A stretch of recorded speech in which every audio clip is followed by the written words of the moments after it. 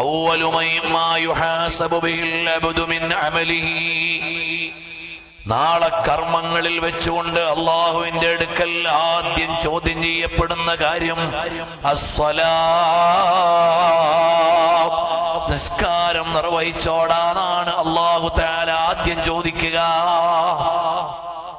നോമ്പെടുത്തോന്നല്ല, ഹജ്ജ് ചെയ്തോന്നല്ല, ധർമ്മം ചെയ്തോന്നല്ല. ആദ്യം അല്ലാഹു തആല അള്ളാഹുവിന്റെ അടുക്കൽ ചോദിക്കപ്പെടുന്നത് അള്ളാഹുവിന് വേണ്ടി സുജൂദ് ചെയ്യുന്ന നിസ്കാരം നിർവഹിച്ചോ എന്നാണ്.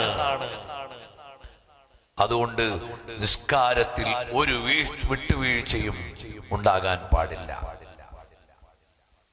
നമ്മൾ രാവിലെ സുബഹിക്ക് എഴുന്നേൽക്കുമ്പോൾ മക്കളെ ഉണർത്തി നിസ്കരിപ്പിക്കണം. നമ്മൾ നേരത്തെ എഴുന്നേൽക്കണം. സുബഹി ഖളാ ആക്കാൻ പാടില്ല.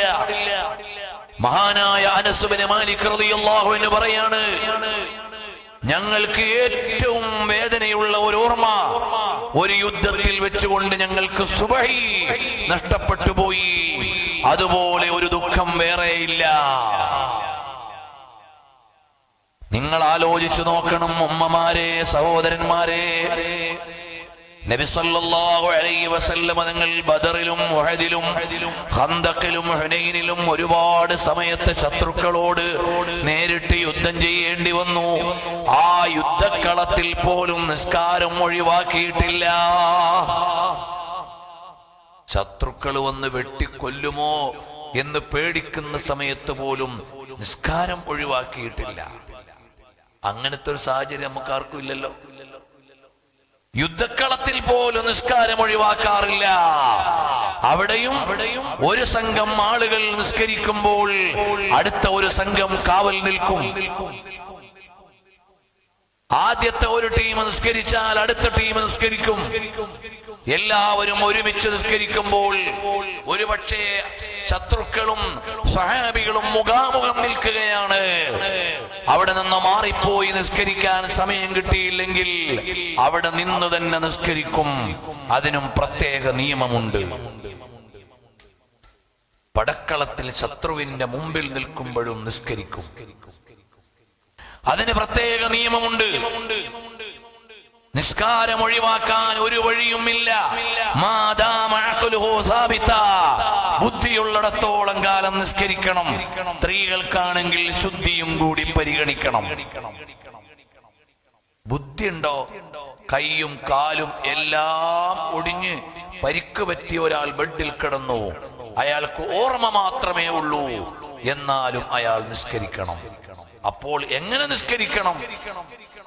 അതിന് വ്യത്യാസമുണ്ട്. പക്ഷേ നിസ്കാരം ഖളാ ആക്കാൻ വകുപ്പില്ല. നിസ്കാരം ഒഴിവാക്കാൻ ന്യായമില്ല. അത്രമേൽ പ്രാധാന്യമുള്ള കാര്യമാണ്. ഒരാളുടെ എല്ലാ അവയവങ്ങൾക്കും പരിക്ക് പറ്റി, അയാളുടെ ബുദ്ധി മാത്രമേ ബാക്കിയുള്ളൂ, ഓർമ്മ മാത്രമേ ബാക്കിയുള്ളൂ. എന്നാൽ അയാള് ഏറ്റവും ചുരുങ്ങിയത് മനസ്സുകൊണ്ടെങ്കിലും നിസ്കരിക്കണം. നിന്ന് നിസ്കരിക്കാൻ പറ്റാത്തവൻ ഇരുന്നു നിസ്കരിക്കണം, അല്ലാത്തവൻ കിടന്നു നിസ്കരിക്കണം. അങ്ങനെ ഓരോ ഘട്ടത്തിലും എങ്ങനെ നിസ്കരിക്കണമെന്ന് പഠിപ്പിച്ചത് ഒരവസരത്തിലും നിസ്കാരം ഒഴിവാക്കാൻ ന്യായമില്ല. അതുകൊണ്ട് ഓ മുഅ്മിനീങ്ങളെ, നാളെ നരകത്തിലേക്ക് പോകുന്ന ആളുകൾ പരലോകത്ത് വെച്ച് നിലവിളിക്കുന്നത് ലം നകു മിനൽ മുസല്ലീൻ, ഞങ്ങൾ നിസ്കരിച്ചില്ലല്ലോ, അതുകൊണ്ടാണല്ലോ നരകത്തിൽ കിടക്കേണ്ടി വന്നത് എന്ന് പറഞ്ഞുകൊണ്ട് വിലപിക്കുന്നതാണെന്ന് ഖുർആൻ. അതുകൊണ്ട് നമ്മളെല്ലാവരും നിസ്കാരം ഇന്ന് തന്നെ പോയിട്ട് ഇശാ നിസ്കരിക്കാതെ ആരും ഉറങ്ങാൻ പാടില്ല. ഇശാ ഖളാ ആക്കാൻ പാടില്ല. പുരുഷന്മാരായ ആളുകൾ അവരുടെ വീടിന്റെ തൊട്ടടുത്ത പള്ളിയിൽ ജമാഅത്തായി തന്നെ സുബഹി നിസ്കരിക്കാൻ ശ്രദ്ധിക്കണം. അങ്ങനെ ഒരാള് സുബഹി ജമാഅത്തായി നിസ്കരിച്ചാൽ രാത്രി മുഴുവനും നിന്ന് നിസ്കരിച്ച കൂലി അല്ലാഹു ഓഫർ തരും.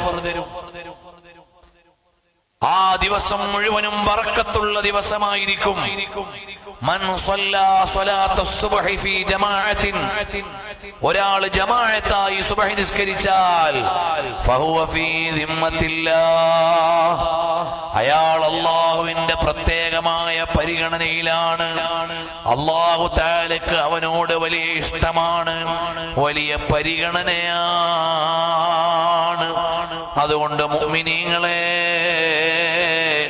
നമ്മുടെ ഓരോരുത്തരുടെയും ഓരോ ദിവസത്തെയും ജീവിതത്തിൽ നിസ്കാരത്തിൽ ഒരു വീഴ്ചയും വരാൻ പാടില്ല. ഷോപ്പിലാണോ അവിടെ നിസ്കരിക്കാം, വാഹനത്തിലാണോ അവിടെ നിസ്കരിക്കാം, പറമ്പിലാണോ അവിടെ നിസ്കരിക്കാം. അല്ലാഹു തആല ഭൂമി മുഴുവനും നിസ്കരിക്കാൻ അനുവദിച്ചു തന്നു. നമുക്ക് എവിടെ വേണമെങ്കിലും ശുദ്ധിയുള്ള സ്ഥലത്ത് നിസ്കരിക്കാം. പണ്ടുള്ള ജനങ്ങൾക്ക് അങ്ങനെ ആയിരുന്നില്ല. മുൻകാലത്തെ നബിമാരുടെ ജനങ്ങൾക്ക് നിസ്കരിക്കാൻ നിശ്ചയിച്ച സ്ഥലത്ത് വന്നേ നിസ്കരിക്കാൻ പാടുണ്ടായിരുന്നുള്ളൂ. നമുക്കങ്ങനല്ല. ഭൂമിയിൽ എവിടെയായാലും പാടത്ത് ജോലി ചെയ്യുന്ന ആൾക്ക് ശുദ്ധിയുള്ള സ്ഥലത്ത് ഒരു പടം വിരിച്ചൊരു തോർത്ത് വിരിച്ച് അയാൾക്ക് അവിടെ നിസ്കരിക്കാം, ഒരു കുഴപ്പമില്ല. കമ്പനിയിലാണോ ഏത് സ്ഥലത്താണെങ്കിലും നിസ്കരിക്കാം. അതുകൊണ്ട് നമ്മൾ ഓരോരുത്തരും വളരെ ശ്രദ്ധയുള്ളവരാകണം. നിസ്കാരം ഉപേക്ഷിക്കുന്നവർ അല്ലാഹുവിന്റെ അടുക്കൽ വലിയ ശിക്ഷ അനുഭവിക്കുന്നവരാണ്. ഓ മുഅ്മിനീങ്ങളെ, അല്ലാഹു തആല നമ്മളെ ഈ ലോകത്തേക്കാകെ അയച്ചത് അല്ലാഹുവിനെ ഇബാദത്ത് ചെയ്യാനാണ്. അതിലേറ്റവും പ്രധാനപ്പെട്ട ഇബാദത്താണ് അസ്സലാത്ത്.